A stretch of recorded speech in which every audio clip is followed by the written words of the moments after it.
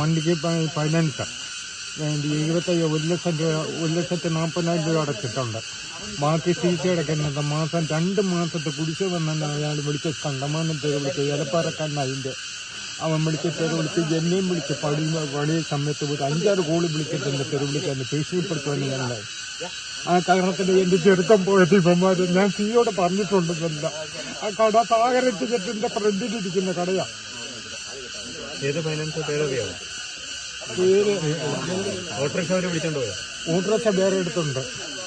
അതിൻ്റെ ഫൈനാൻസുകാർ ഞങ്ങളെ വിളിച്ച പെരുക താനൊക്കെ വന്ന് നേരപ്പാറം പറ്റുന്ന എന്തൊക്കെ പറഞ്ഞെന്നറിയോ. ഉച്ചയ്ക്ക് ഒരു 3 ട്രിപ്പാണ് വിളിച്ചിട്ട്. ഇന്ന് വിളിച്ചിരുന്നോ? ഇന്ന് വിളിച്ചില്ല. ഞാൻ ഈ 30-ാം തീയതി തന്നെ പൈസ വന്നൊക്കെ ഞാൻ വീട് വിറ്റ് തരാമെന്ന് പറഞ്ഞ താൻ കോപ്പൊന്നും വിൽക്കുന്ന താൻ വിൽക്കണമെന്ന് കാണട്ടെന്ന് പറഞ്ഞ് അവൻ എന്നെ ഭീഷണിപ്പെടുത്തുകയായിരുന്നു.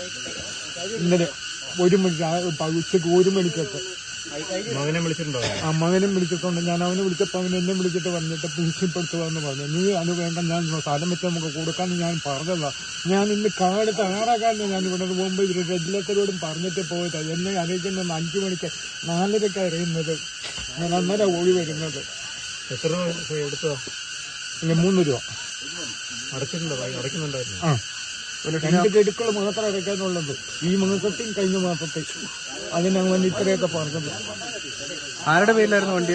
അവൻ്റെ പേർക്ക് അതിൻ്റെ ഏജന്റ് ഞാനാണ് ചെക്ക് കൊടുത്തതും പിന്നെ പേപ്പറെല്ലാം കൊടുത്തത്, ഈ കരവട് എല്ലാം കൊടുത്തത്. വണ്ടി അവൻ്റെ പേർക്ക് എടുത്തത്.